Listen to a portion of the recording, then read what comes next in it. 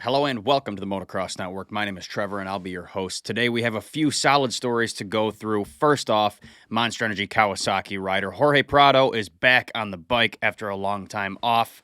After that, we have an injury update on Daxton Bennick and the crash clip. They finally found that.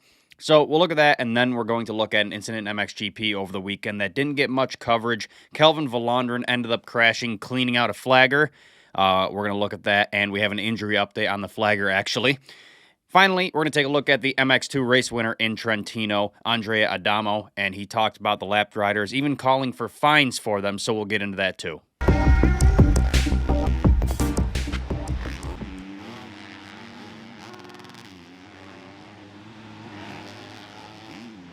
First, before we get into our stories, I want you guys to head to the mxnetwork.store and check out our magazine. We cut off all sponsors. We have no sponsors anymore. You guys are our sponsor. So, head to our website and check out our magazine. We have everything from issue number 1 to our latest that we have on hand, issue number 13. I actually don't have 13 next to me, but I have 12, Joe's Show, and I also have the last one from last year, issue number 11 here to show you. Head to the website and check them out. Issue number 14, 15, and 16 are in production as we speak. We'll be shipping those out soon. They're on pre-order. And then 17 and 18 will be in the editing process soon, so you can pre-order those as well.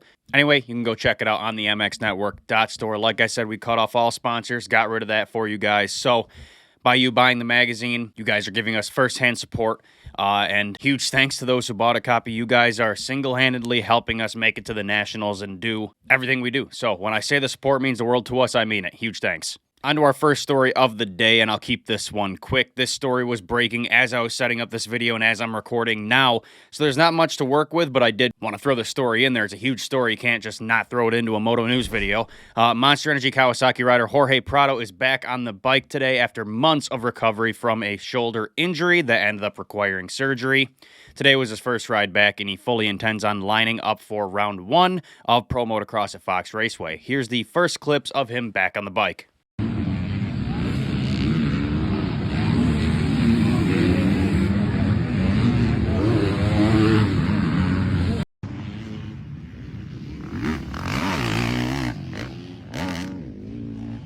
It's pretty awesome to see. I cannot wait to see him racing here. I'm pumped. I'm a huge Prado fan. It's great to see him back on the bike and ready to go.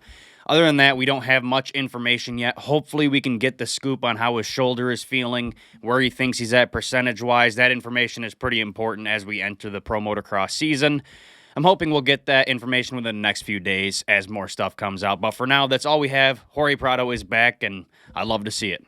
All right, on to our second story, Daxton Bennick. Monster Energy Star Racing Yamaha rider Daxton Bennick has revealed the extent of his injury sustained in a crash during the 250 Showdown this past weekend in Philadelphia, with a compression fracture to a vertebrae in his back alongside a concussion, drawing a premature end to his night. Bennick qualified 12th for the Showdown during qualifying before placing 5th in the Eastern Regional Heat Race onto the main event, and he was running 16th place, so he kind of had a slow start to that before it all went south.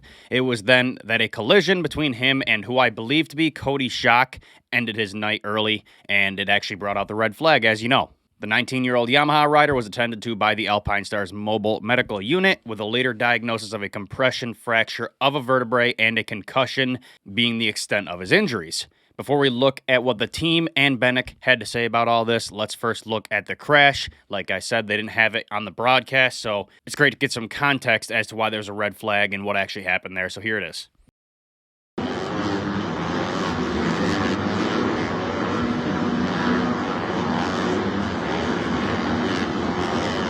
Now, Yamaha was actually first to comment on his crash and injury, saying in a press release, quote, "In his crash during the Philadelphia Supercross 250 main event, Daxton Bennick sustained a concussion. He also injured his back and has a compression fracture that will not require surgery. The North Carolina rider is working with his doctors and the team to get back to 100% as soon as possible." Bennick himself then took to social media to give an update on his situation, saying, quote, "Happy to be somewhat okay from the crash in Philly. Got cross-jumped pretty hard after a bad start in the main, just trying to get through the pack. I did compression fracture a vertebrae in my back and was knocked out for a short amount of time. Me and the team are going to start working on a plan to get my recovery going and to come back when I'm ready. I have a great group around me and want to say thanks to everyone for reaching out." So mixed in with all that bad news, there was actually some good news in there, which was that he's not going to require surgery. But other than that, it is a super unfortunate situation for Bennick. Since Tampa, he hasn't had a good go at it this year. Now, when will he come back? It's likely going to be a while, potentially missing some of Pro Motocross. I mean, I'm not a doctor, just from the research that I've done on his injuries, it doesn't look like he's going to make it to round one. He already had a bad concussion earlier this season, and now with a second one in such a short time period, that's not good at all. The recovery time's going to be longer for that one. On top of that, the compression fracture can take up to 2 to 3 months to fully recover without surgery, so he has a long road ahead of him, that's for sure. Again, I don't know the full extent of his injury, just from the research I did on a compression fracture in a vertebrae. It's going to be a while. 2025 could have been such a great year for Bennick. We saw his potential in Tampa, and that just faded away. We're wishing Bennick a speedy recovery and can't wait to see him back on track. Good luck.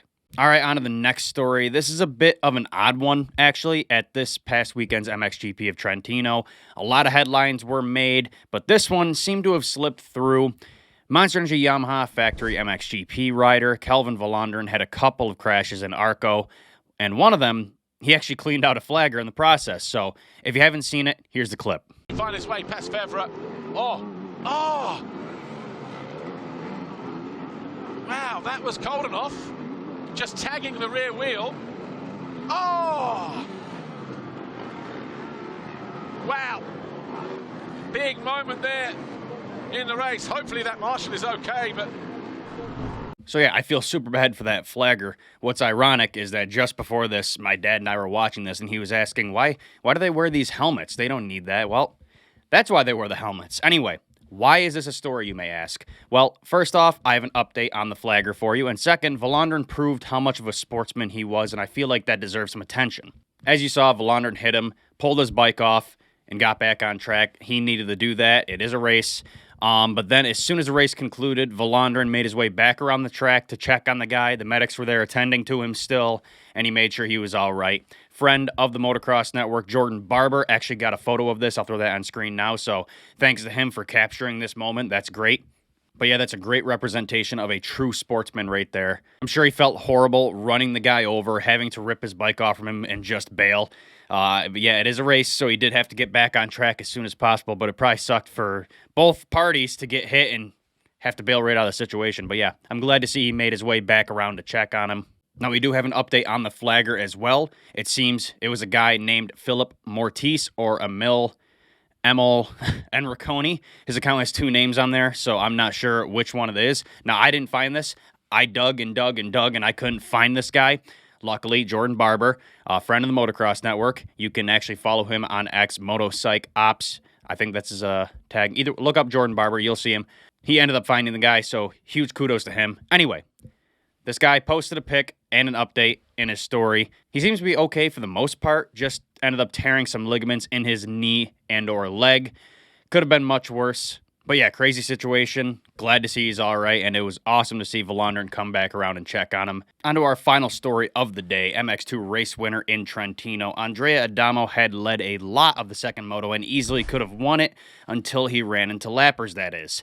Once they started making their way through the lappers, the gap between him in first place and Thibaut Benistant in second place closed, and before you know it, he got around Adamo and ended up beating him. With that being said, after the race, Adamo was pretty pissed. Even though he won the overall, he still knew he had that moto win had it not been for the lappers being in the way. He further explained after the race, it's not that he's angry he got second, it's more the lack of respect from the lapped riders. In a post-race interview with GateDrop.com, Adamo said, quote, I knew it was fine for the overall, but for sure I wanted to win. It's a bummer because between top riders, there's a lot of respect. I respect a lot Kai, Thibaut, Simon. Between top riders, there's a lot of respect, but sometimes from 15th to 25th, 20th, 30th, whatever, they don't have respect. When you see blue flags, I don't know, go out of the track, do something because somebody is coming. To finish 24th or 25th, it's anyway 0 points, but to finish first or second or third, there's points difference. So yeah, as always, dealing with lapped riders is a crappy situation, but what's the solution? Well, Adamo believes stricter rules and fines could solve this problem.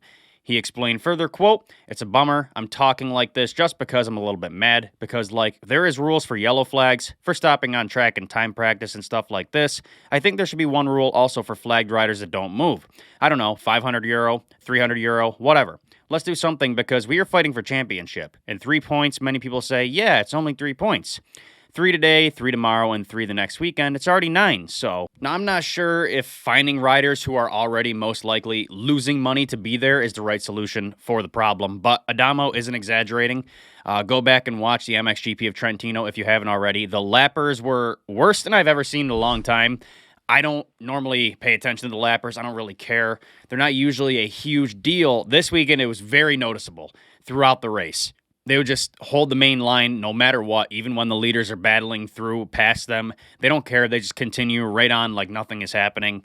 It was pretty crazy, so I understand where Adamo is coming from on this. I'm just not sure if finding them is the right solution. All right, that's it for today's video. What are your guys' thoughts on all this? Should MXGP find lappers or change their rules on it? What are your thoughts on the Flagger Vlaanderan incident? And how about Bennick's injury and crash? Let us know your thoughts on all of these stories down below. Don't forget to check out our magazine on the MXNetwork.store. Links in the description. We have it fully restocked. Like I said, here's a look at our recent ones, issue number 11, 12, and I actually don't have 13 sitting next to me, so you'll have to go to the website to check that out. Again, huge thanks to those who bought a copy. Like I said, your support helps us make it to the Nationals over the summer. You guys are our sponsor now, so huge thanks to all you guys who bought one. Anyway, thanks for watching today's video, and I'll see you guys in the next one.